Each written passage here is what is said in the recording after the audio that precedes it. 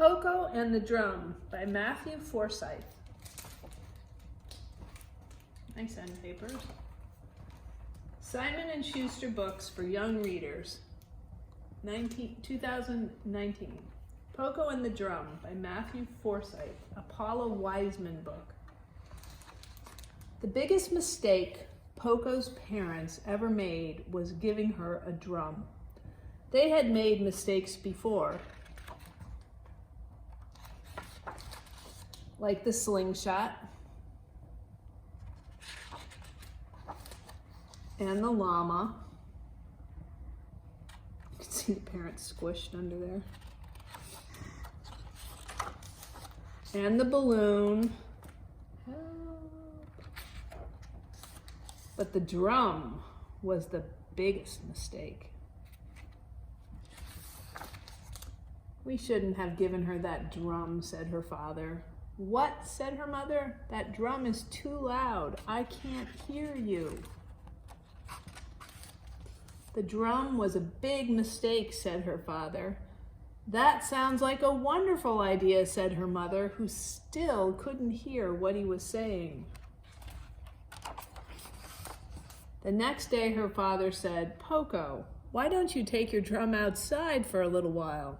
But don't make too much noise. We're just a little frog family that lives in a mushroom. We don't like drawing attention to ourselves. Pokko agreed, and she set out as quietly as she could.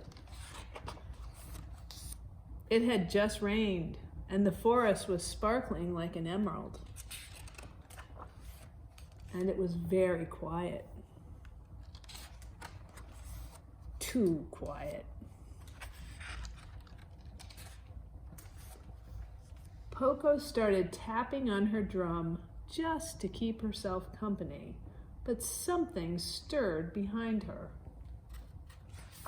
A raccoon playing a banjo started following her, so Pokko hit her drum louder. And then a rabbit playing a trumpet started following them, but Pokko kept playing her drum.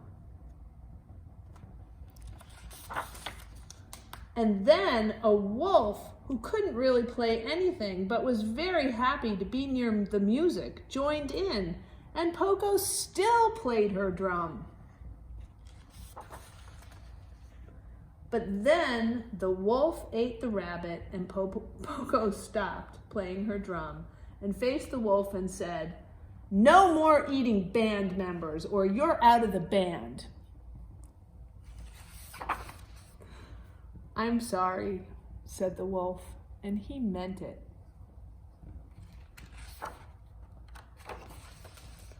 And then they all started playing again, and soon there was a crowd of animals playing instruments. And a crowd of animals following them around, enjoying the music. And they were all following Pokko. Pokko, your dinner is ready, shouted her father. No one answered, but he could hear music in the distance. And the music grew louder and louder